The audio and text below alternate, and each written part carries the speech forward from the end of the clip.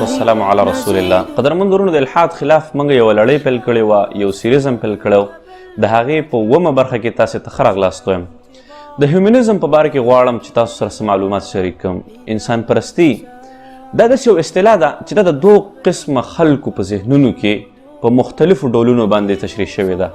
یو هغه خلک چې هغه ناپوهه دي د هیومنزم د اصلي اصطلاح نه، یو هغه خلک چې هغه د هیومنزم په معنا باندې او په پوره فلسفه باندې په دقیق ډول باندې معلومات لري او په دې باندې پوهیږي. کوم خلک چې په هیومنزم باندې نه پوهیږي، د هیومنزم په معنا باندې نه پوهیږي او هغوی ځان ته هیومنسټان وایي، زه د هغې نه بخښنه غواړم. ډېر مسلمانان دي ځان ته به هیومنسټ وایي، ډېر مسلمانان دي ځان ته به لیکلي چې زما لوی مذهب انسانیت دی. یو مسلمان به ځان ته به وایي چې ما ته زه اول انسان یم که مسلمان یم، یا د یو بل مسلمان نه به تپوس وکړي چې ته اول پوښتنه به ترېنه وکړي چې ته اول انسان یې که مسلمان یې. داسې ناشنا ناشنا خبرې به تاسو واورئ. نو د دې چې دا کم په هیومنزم باندې نه پوهېږي، د دې اصلي معنا باندې نه پوهېږي، د دوی په ذهنونو کې دا فکر دا دغې چې د دوی داسې خیال چې د هیومنزم معنا دا ده چې یو بل انسان سره محبت کول او انسانانو باندې ترحم کول او خلکو سره مینه کول او خلکو سره سهولت رسول او سوشل اکټیویسټ اوسېدل او یو خدمتګار اوسېدل د خلکو د عوامو، د هیومنزم به اصلي معنا دی. ډېر خلک داسې فکر کوي. قدرمن ورونو، اصل معنا د هیومنزم دا نه ده او اکثر ملحدین هم د هیومنزم په دغسې معناګانو باندې خلکو ته وړاندې کوي چې زما لوی مذهب انسانیت دی، زه دا یم زه دا یم، ډېر قسمه قسمه ناشنا خبرې کوي. اصل هیومنزم څه ته وایي او د څه شي د وجې نه چې دی هغه مخکې ته راغلی دی او د دې اصلي مقاصد څه شی دي او اصلي مفهوم او اصلي فلسفه د دې څه شی ده. هیومنزم فوکو فلسفي وایي چې د 18مې پیړۍ نه مخکې د انسان مفهوم او د انسان تعریف دا و چې دا عبد دی، بنده دی، د یو چا بنده دی. د چا بنده دی؟ چا چې تخلیق کړی دی د هغه بنده دی. خامخا خالق لري انسان، او چې خالق لري نو دی تخلیق کړی دی، مقصد دپاره تخلیق کړی چې د هر مقصد دپاره تخلیق کړی نو د هغې د وجې نه چې دی د انسان بنده دی د خپل خالق.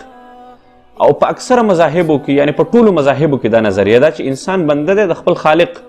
همدقسې د 18مې پیړۍ نه بعد بیا یو فلسفي راځي، ډیکارټ ورته وایي، هغه بیا یوه اصطلاح مشهوروي او دې اصطلاح ته څه شی وایي؟ I think therefore I am. دا داسې یو اصطلاح ده چې په دې کې وایي د انسان بنده نه دی. د دې جملې د دې اصطلاح تر شا چې کوم اصل معنا ده او اصل تعریف دغه دا دی چې وایي د انسان اصل بنده نه، دا آزاد دی، خودمختاره دی، چې هر څه کولی شي کوي دي. زه فکر کوم نو ځکه زه یمه. لکه څنګه چې یو حیوان په یو شي باندې چې دی هغه قادر نه دی، یا یو حیوان چې دی هغه د یو شي مسؤول نه دی، نو دغسې انسان هم نه دی. یعنی بالکل د مذهب نه مخالف نظریه ده. مذهب وایي، اسلام وایي، زموږ او ستاسې دین وایي چې انسان عبد دی، بنده دی، د یو چا تابعداري به کوي او په هر یو شي کې به یو لحاظ کوي د خپل خالق، د خپل خالق په طریقه باندې به ځي، په لاره باندې به ځي.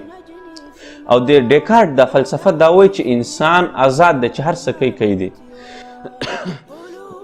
سیکولریزم داسې یو اصطلاح ده، سیکولریزم، چې دې کې ویلی کېږي چې ریاست یا سیاست دا به د دین نه بیل وي.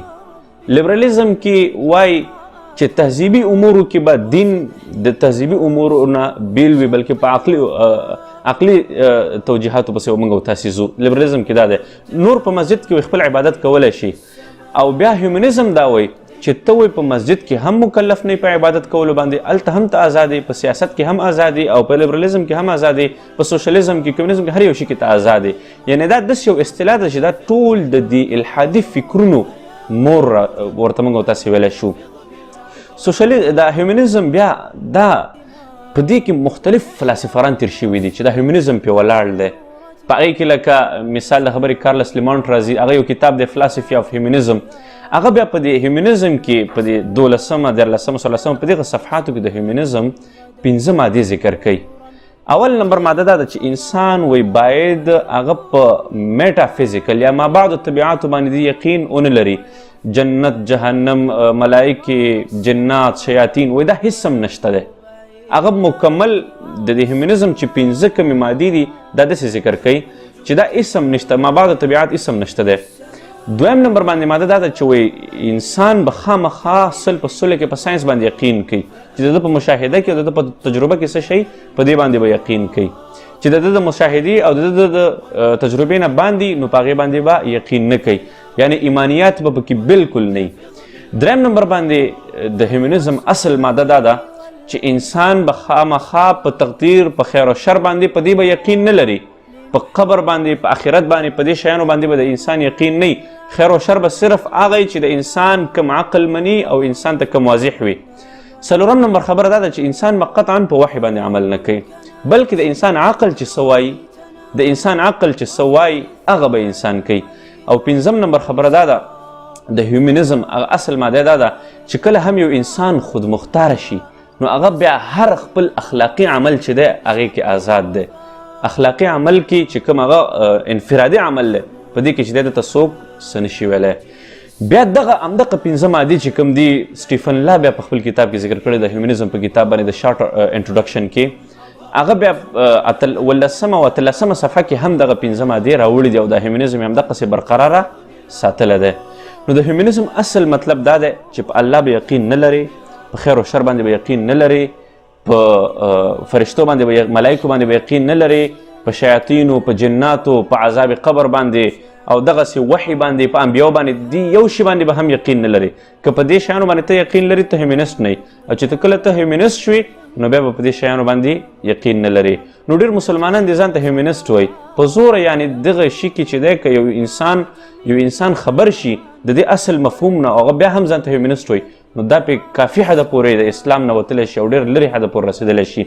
اوس راځو دا دویم طرف ته چې دا هیومنستان وایي چې موږ انسانیت پسند یو، انسانانو باندې موږ ترحم کوو، موږ ته انسان قیمتي دی، موږ ته انسانیت مهم دی، دا اوازه خوروي، دا چیریټیز او دا چې کومه خیریه ادارې دي او دا حساب کتاب دوی مخې ته کوي او وایي چې موږ سره خو د انسانانو قدر دی، موږ د یو انسان ته اهمیت موږ د هغه په مذهب باندې یا د هغه په دین باندې یا په دغه باندې نه ورکوو چې بس انسان دی موږ احترام کوو. راځو لږ د دې ملحدینو د انسانیت به وګورو چې دوی کې څومره د انسانیت ماده ده. یو څو مثالونه به زه تاسو ته درکړم. که موږ تاسو چېرته وګورو په تیر تاریخ کې چې ټولو نه زیات قتل عام چا کړی دی نو هغه ټول ملحدین دي. که موږ تاسو د چنګیز خان وګورو چې 40 میلیونه انسانان یې قتل کړي دي، ماو زیتنګ موږ تاسو وګورو 72 میلیونه انسانان یې قتل کړي دي، بلکې 78 میلیونه.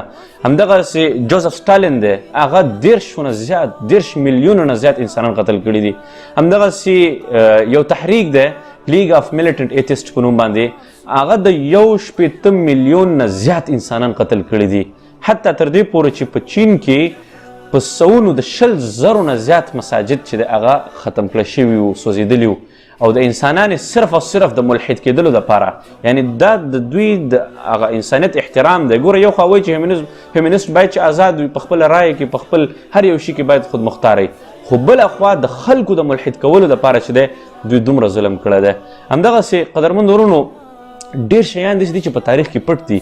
دا اوسني چې کوم نظامونه روان دي، مثال له خبرې چې کوم میلمانه مخکې راغلي وو لیننیان، هغوی چې څومره په چیچنیا په نورو ځایونو کې او بیا دلته چې زموږ او ستاسې په وطنونو کې څنګه کارونه وکړل هغه ټول مکمل په الحاد باندې ولاړو. دا اوسني چې کوم دي مثال له خبرې دوی هم څه انجیل یا څه تورات یا قرآن شریف هلته نه دی ایښی چې د هغې نه دا قوانین یا په مذهب باندې عمل کوي، نه دا هم په مذهبو باندې جوړ شوي دغه دي، عقل باندې جوړ شوي نظام دي، عقل باندې د خپلې خوښې مطابق د خپل مفاد مطابق جوړ کړي.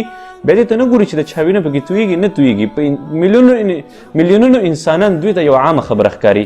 همدغسې زه یو وړوکی مثال زه تاسو ته ووایم چې لیوپولډ په نوم باندې یو کس و د بیلجیم و، دا خبره تاسو یو معلوماتي طور باندې کوم.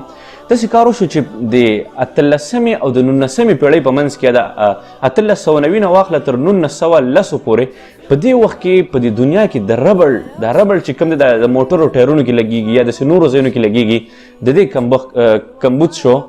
او په دې وخت کې چې د موټرو د کمپنیګانې ډېرې زیاتې مخ په ترقي باندې لاړلې، ډېر زیات موټرونه جوړېدل په دنیا کې، د دې ډېر زیات ډیمانډ شو، بزنس ډېر زیات تیز شو.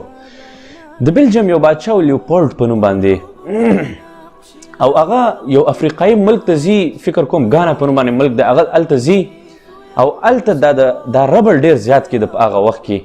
نو دوی هلته راړل، د خپل فوجیان یې هلته ولیږل او جبرن یې د هغه منطقو خلک یې ځنګلونو ته به یې لیږل، د هغوی چې کوم کوروالا او ماشومانو زنانه و هغوی باندې به دوی اسلحه کېښوستله، په زور باندې به یې ورته ویل تاسو ځنګلونو ته لاړ شئ، دونه حده پورې ربړ راوړئ، موږ به بیا تاسو پرېږدو. دونه حده پورې به پې ظلم کو چې هغوی به لاړه دلته به د دوی د ماشومانو سره زنانو سره به مظالم کول، په دوی به جنسي تیري کول او هغوی باندې چا کم خلک به لیږل، کم ځوانان به ځنګلونو ته لیږل، هغه به دومره حده پورې په هغې باندې تکلیف شو چې ډېر به پکې زیاتره اکثره د لوږې نه مړه کېدل، ډېر زیات به پکې چې داسې و چې هغوی به بیرته راتللی نه شو د لوږې نه، د ظلم د لاسه په وړه وړه خبره باندې به انسان وژو، حتی تر دې پورې چې 15 لکه انسانان دي صرف هغه یوازې د خپل د ربړ د بزنس لپاره چې دی ختم کړي. په تاریخ کې موږ او تاسو ته لیوپولډ بالکل نه ښکاري چې دا څوک و څوک نه و، دومره غټ قتلیام یې کړی. قدرمند ورونو، د مذهب په نوم باندې قتل بله خبره ده.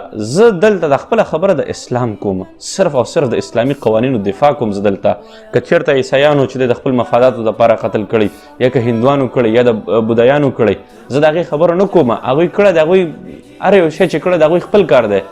اصل کې خبره دا ده چې د اسلامي قوانین چې دلته کم نن سبا ملحدین د اسلامي قوانینو خلاف کار کوي او د اسلام خلاف او اسلام ته یو قاتل دین وایي، لکه څنګه چې بیل وارنر دی او ټام هالنډ دی، هغوی چې د په اسلام باندې دا تور لګولی چې اسلام چې دی د 270 میلیونو انسانانو قتل یې کړی دی تر اوسه پورې، او غټ دلیل یې پې څه شی راوړی دی؟ غټ دلیل یې پې د بنو قریظه هغه 200 کسان راوړي دي. دا یې غټ دلیل دی. نور چې دا د هندوانو کوم دي، دا د سیکانو، دا د عیسایانو چې کوم دي، دا ډارک ایجز په یورپ کې چې هغه ټول اسلام پسې تړلي دي. د دې هم یو تحقیقي جواب انشاءالله العزیز چې زه به تاسو ته پر روانو نږدې ویډیوګانو کې درکړم چې اسلام باندې دا تور دی، دا یعنې هېڅ حقیقت نه لري. او په ټولو مورخینو کې بیکاره ترین مورخین دا دي، یو دروغ یې تړلي دي اسلام پسې. نو په معاصر وخت کې که موږ او تاسې چېرته وګورو، خصوصا زموږ او ستاسو په افغانستان کې ګوره ډېرې خیریه ادارې دي، تاسو د دوی نه لږ پوښتنه وکئ چې اوسه پورې کوم ملحد تاسو سره چې دی مرسته کړې ده د عوامو دپاره، د افغانانو دپاره نه ده کړې. قدرمندونو، دا خو پرېږدئ، یو عجیبه خبره ستاسو ته وکړم. په 2009 کال کې یو ملحدو د ټول افغانستان خبره په $1.5 میلیون باندې کړې وه. په دشته غلو باندې به سړی شکر وباسي چې دوی خو بیا هم یو څه غټ قیمت لګولی دی. $1.5 میلیون باندې یو ملحد یو ملک سره خبره کړو چې موږ او تاسو ته خپل ملک دفتر کولاوي کړو، حساب کتاب به درته موږ او تاسې برابر کړو، او تاسو کوشش وکړئ چې راشئ او دلته په منطقو باندې قبضه وکړئ او دلته خپل حاکمیت قایم کړئ. نو دا د ملحدینو حال دی قدرمند ورونو. همدغسې د هغې ځایونو نه ناست دي، څوک یو ځای کې څوک بل ځای کې ناست دي او د هغې ځایونو د کمبلو نه سرونه راښکاره کړي. او انسانیت دا دی، او انسانیت دا دی، انسانیت په نوم باندې یوازې یا ځان ته شهرت ورکول غواړي، یا د انسانیت په اصل مفهوم باندې پوه نه دي، او یا چې دی نور داسې په غلط فهمي کې واقع دي. نو په دې خبرو باندې قطعا د چا مه دوکه کېږئ. په دنیا کې داسې مذهب نشته د یو انګریز دا څونه وخت کې مسلمان شوی دی، یوازې د قرآن کریم نه د انسانیت دپاره 100 قوانین راویستي دي. یو عالم د 3,500 نه زیات قوانین د انسانیت دپاره عملي کړي. یو عالم د انسانانو د احترام دپاره او د انسانانو د بل انسان څنګه احترام وشي، یو کافر یو بل چا سره څنګه برتاو وشي، یو څنګه اخلاق وشي، 200 قوانین چې د هغه ذکر کړي دي. د دنیا په بل مذهب کې دا شته دی؟ نشته دی. آیا د الحاد د ملحدینو په مذهب کې شته؟ نشته دی. ملحدین دومره قوانین جاري کړي دي؟ نه. یو ګاونډی به د لوږې مري، بل به چې دی خبر به هم تینی. په اسلام کې دا نشته دی. بیا ګاونډي نه به ځان خبره، مور او پلار چې زاړه شي اولډ هاوس ته یې واچو، په کلونو کلونو بچه پوښتنه نه کوي. اسلام کې به دا نشته دی. همدغسې د خپل اولادونو په باره کې، د خپلو ورونو، د خپلو مشرانو، د خویندو په باره کې، د هغوی د حقوقو، د نورو انسانانو په باره کې، د میلمه په باره کې، همدغسې حتی تر دې پورې چې په لاره کې ته یو شی وګورې او یو طرف ته کې په دې باندې اسلام کې تا ته اجر دی. یو بل چاته تکلیف د خلکو د سیورو په ځایونو کې چې دی داسې یو قبیح عمل نه کول چې نور خلکو ته تکلیف ونه رسېږي. دومره باریکیاتو باندې چې د اسلام ولاړ دی.